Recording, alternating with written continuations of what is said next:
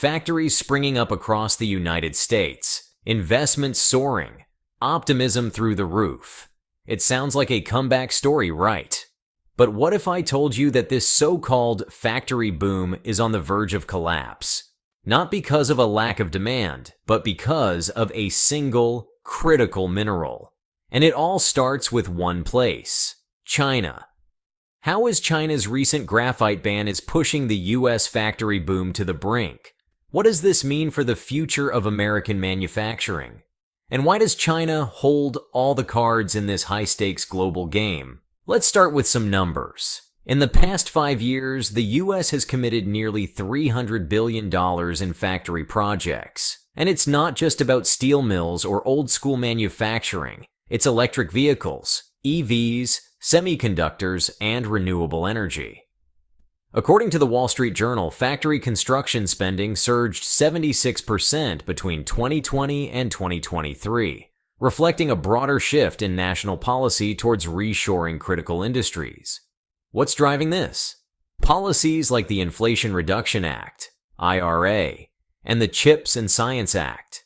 These initiatives shower billions in tax credits and subsidies to bring jobs back to America, cut reliance on foreign supply chains, and secure a foothold in the future of tech-driven industries.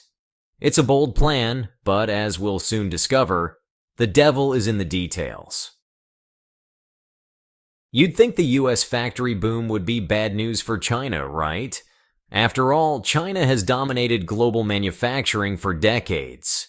But here's the twist. Much of what America is building relies on supply chains that still run through China. In 2023, Reuters reported that more than half of the critical materials needed for EV batteries, solar panels, and semiconductors are either produced or refined in China. Chinese firms are still a part of the supply chains for new American factories. Intel's massive $20 billion semiconductor plant in Ohio. Some of its critical materials come from China.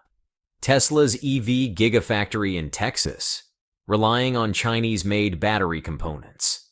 It's a paradox. Even as the US builds, China benefits.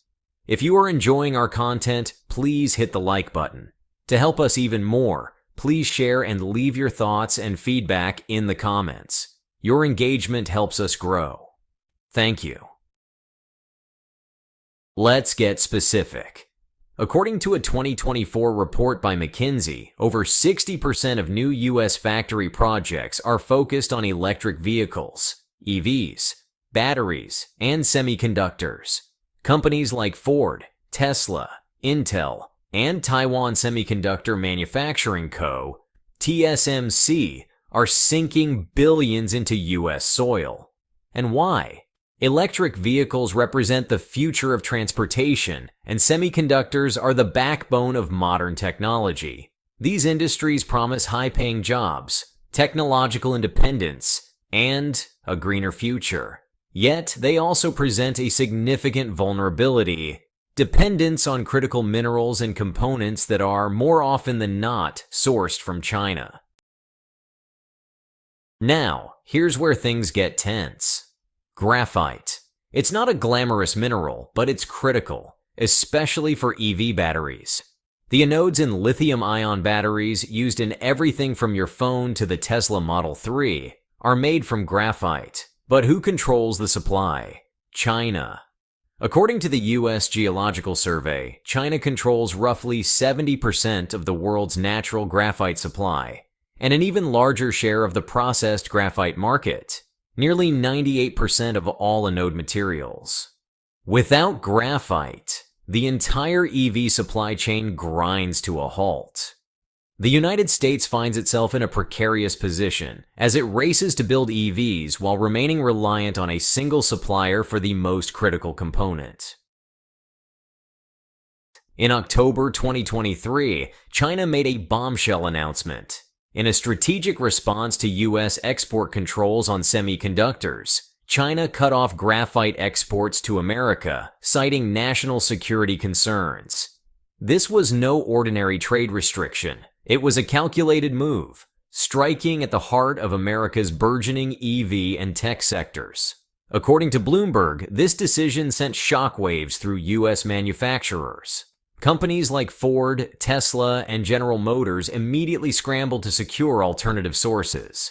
Stock prices dropped and production forecasts for EVs were revised downward. The shortage could ripple out, affecting everything from electric vehicles to smartphones and even advanced military equipment like fighter jets. Here's where geopolitics enters the scene. The United States thought it had the upper hand by limiting the sale of advanced semiconductors to China, trying to stall China's military and technological advancements. But China's counterattack with graphite restrictions flipped the narrative. According to the New York Times, Chinese officials stated that these measures are designed to safeguard their own national interests.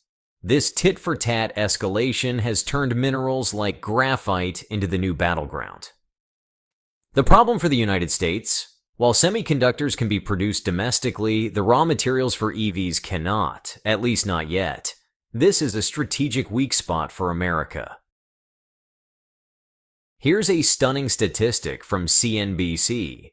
By the end of 2023, nearly 15% of newly constructed factories in the U.S. remained idle, unused, or underutilized. Why? The answer lies in supply chain bottlenecks, many of which lead directly to China. It's not enough to build the factories. Without the materials and components to keep the assembly lines moving, these state-of-the-art facilities are just empty shells. And while the government has poured billions into boosting domestic production, the disconnect between policy and supply chain realities is stark. You've probably heard that Intel canceled its multi-billion-dollar chip plan in Arizona, or that Ford scaled back its EV production targets. According to Reuters, the reasons are the same: soaring costs, lack of critical materials, and uncertain demand. Tesla, for example, has had to delay the launch of new EV models because its supply of essential minerals, like graphite, has been disrupted. Elon Musk, in a recent interview with Fortune, said, "We're going to need to innovate fast," or "We're looking at a massive slowdown in EV adoption." Meanwhile, Taiwan's TSMC is facing delays in staffing and supply chain issues at its Arizona plant, pushing back production timelines for high-end chips that are crucial for everything from smartphones to military defense systems. China's dominance over global supply chains is no accident. Over the past 2 decades, China strategically invested in critical industries, from rare earth minerals to battery components and even pharmaceuticals. As a result, China today controls or heavily influences vast portions of the supply chain for almost every major industry. According to the Financial Times, China now commands 90% of the rare earth processing market and 70% of the world's graphite refining capacity. The U.S., on the other hand, has just a sliver of the market. The consequences of this imbalance were made crystal clear when China cut off rare earth exports to Japan in 2010. Now, the U.S. faces the same threat. But the U.S. isn't sitting idly by. There's a new race on. This time, it's for homegrown graphite, and leading the charge is a little-known company called Graphite One. Based in Alaska and Ohio, they're developing what could be the largest known graphite deposit in North America. The U.S. Department of Energy has already thrown its weight behind the project, allocating millions in grants. According to Business Insider, Graphite One could become a cornerstone of the domestic supply chain. But, as always, there's a catch. Production is still years away, with experts giving a 2027 timeline. The U.S. might eventually reduce its reliance on China for graphite, but in the meantime, American manufacturers are in for a rough ride. And here is another issue for the U.S. The Financial Times recently published a sobering statistic. 98% of global anode manufacturing capacity, the part of the battery that uses graphite, resides in China. Even if the U.S. opens new graphite mines, processing that material domestically is another mountain to climb. China has spent decades building a vertically integrated supply chain, which is why they control 70% of the synthetic graphite market as well. In short, even as America's factories rise, they're standing on shaky ground. So, what is the US doing about it? In Washington, lawmakers have taken note. The Department of Defense has already classified graphite as a critical mineral. According to the Washington Post, there are talks of implementing new policies to incentivize domestic production, much like the CHIPS Act did for semiconductors. At the same time, US companies are looking beyond China. Countries like Canada and Brazil have emerged as potential alternative suppliers. However, replacing China isn't easy. Its stranglehold on the supply chain means any shift will take time. And in a world racing towards electric vehicles and renewable energy, time is a luxury the US doesn't have.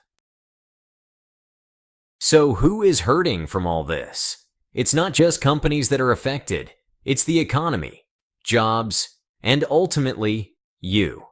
According to Bloomberg, the projected slowdown in EV production could cost the US over 50,000 jobs by 2025, especially in states like Michigan and Ohio, where new factories are being built. And then there's the price of electric vehicles. With graphite in short supply, costs could rise by as much as 20%, making it harder for everyday Americans to make the switch to greener technology. This supply chain issue isn't just a geopolitical game. It's something that will directly affect your wallet and the future of America's economy. A factory boom, struggling to take off because the US is missing a vital piece of the puzzle. China holds the key, and for now, America's booming factories may turn out to be hollow giants. The bigger question isn't just about graphite. It's about whether the US can truly rebuild its industrial base without relying on global superpowers that control the lifeblood of advanced manufacturing. We hope you are enjoying this video. We're thrilled to have you with us today. If our content struck a chord or sparked some inspiration, go ahead and smash that like button and hit subscribe to join our awesome community. Please share this video to help us grow. Your support is super valuable. Check out another video from our channel, which is now on the screen.